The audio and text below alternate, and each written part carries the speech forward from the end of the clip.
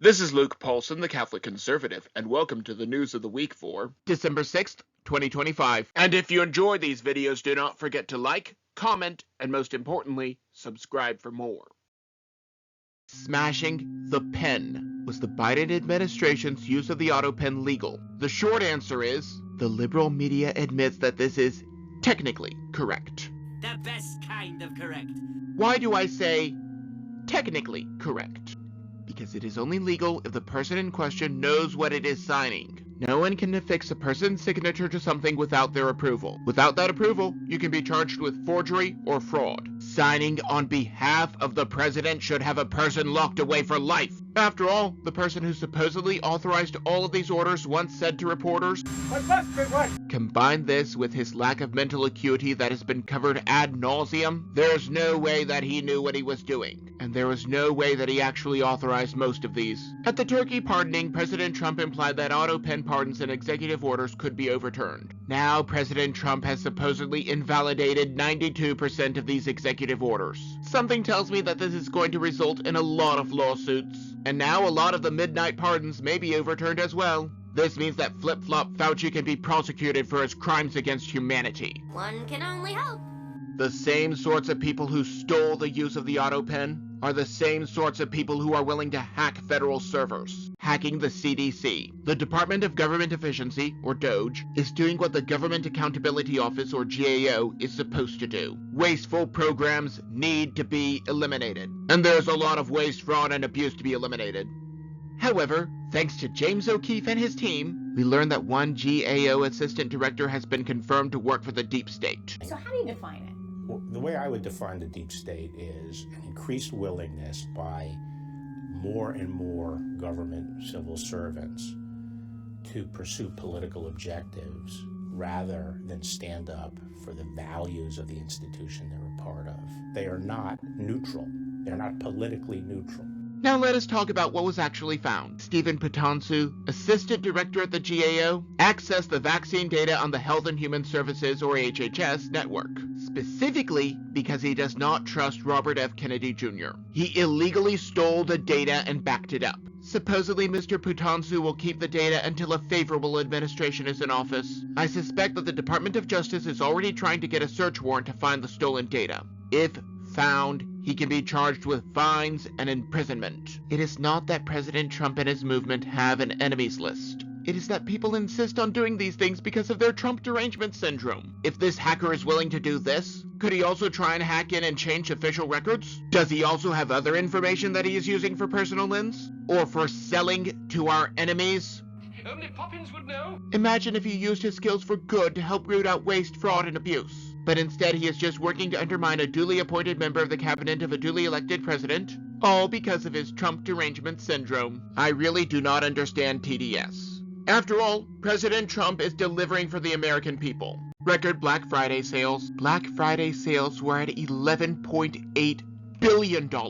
That is a spectacular number and shows that the American people have faith in the economy. Gasoline is even down under $3 in many places around the country. Even though the fake news is trying to get you to believe that President Trump destroyed the economy, these numbers give us more information than their biased reporting can. This is not just from lower inflation due to pointless contracts being voided courtesy of DOGE. Again, the very job that the GAO is supposed to be doing. But with cheaper gasoline, trucks can make more deliveries at a lower cost to the store. This results in lower prices, and thus, more sales to satisfied customers. But instead of seeing these great wins, Democrats just want their replacement scheme to continue. Reversing the replacement. I mentioned last week that President Trump was suspending the temporary protective status for Somalians. This was because there was evidence of wide-scale fraud. What I did not mention is where the fraudulent money was supposedly going. The Muslim terrorist group Al-Shabaab is reportedly getting a cut. So if the money is going to foreign terrorists, those supporting foreign terrorists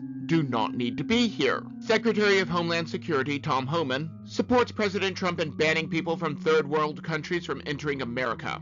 As of the writing of this script, green card holders from the following countries are being re-examined: Afghanistan, Burma, Burundi, Chad, Cuba, Republic of the Congo, Equatorial Guinea, Eritrea, Haiti, Iran, Laos, Libya, Sierra Leone, Somalia, Sudan, Togo, Turkmenistan, Venezuela, and Yemen.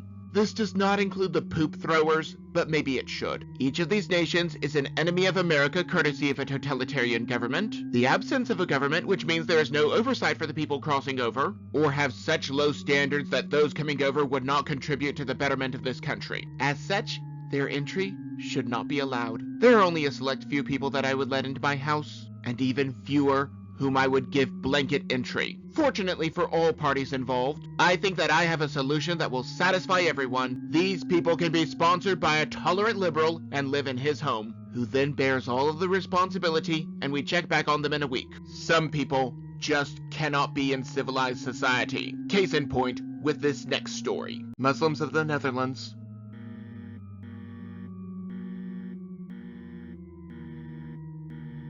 There are a lot of things that I, for the life of me, cannot comprehend. One is killing people with whom I disagree, whether that be Charlie Kirk or Martin Luther King Jr. I cannot understand it one bit. Whether the map in the upper left corner is completely accurate or not, it is clear that when you come from a hellhole country without assimilating, you will turn your new country into a hellhole. As such, I take you to the Netherlands.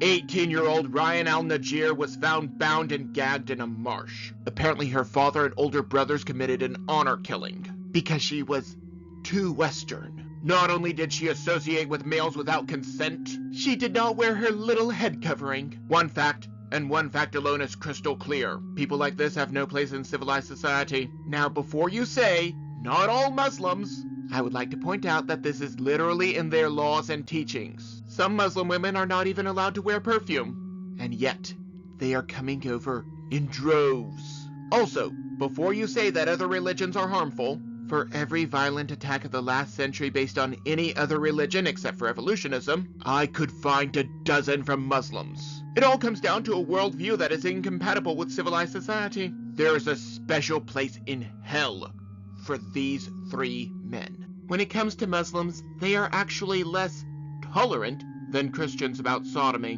Why, even a broken clock is right 2 or 3 times a day. As such, let us talk about the gay agenda and how one student stood up, calling the gay agenda demonic. Mel Kurth, a transgender TA at the University of Oklahoma, has been put on administrative leave. This TA gave a student a failing grade for calling trans people demonic.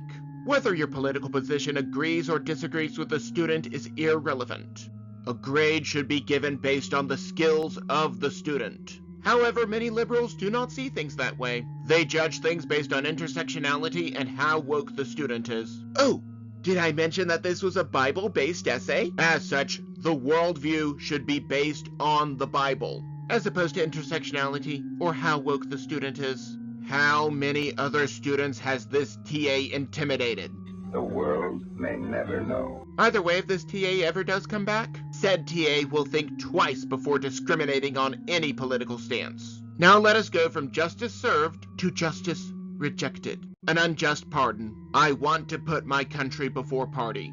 Sadly, this means that I need to criticize President Trump every so often. He may have authorized the bombing of the drug boats to smithereens, but he pardoned former Honduran President Juan Orlando Hernandez, who was convicted of drug trafficking. President Trump claims that he was treated unfairly by the justice system and was a victim of political persecution. I'm not going to pretend to know all of the details, but I want to believe that President Trump is privy to information that the average Joe does not have on this case.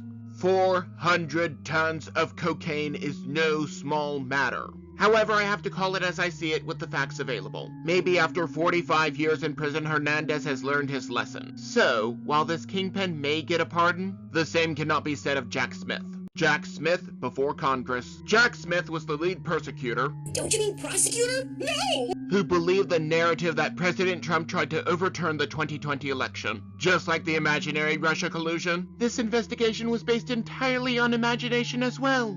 Now he has been summoned to speak before the House Judiciary Committee. This will be a closed-door hearing so that he cannot just grandstand. The hearing is not until December 17th. Before that, he has to hand over all of his communications associated with the case in question. While waiting for his hearing, Smith will undoubtedly play the victim. despite his partisan persecution of a political enemy. Now, speaking of the lawfare about President Trump, let us look at something from the day of the mostly peaceful protest of January 6th. The bomber found. After 4 long years, the person behind the pipe bomb at the Republican and Democratic National Conventions has been caught. He has been associated with anarchist ideology, as opposed to either side of the aisle. I would like to point out that this came a week after there was someone accused in this case, who went on to work for the Federal Bureau of Investigation. But I'm sure that this conviction has nothing to do with protecting their own. Additionally, reports indicate that the FBI was sitting on this case for 4 years.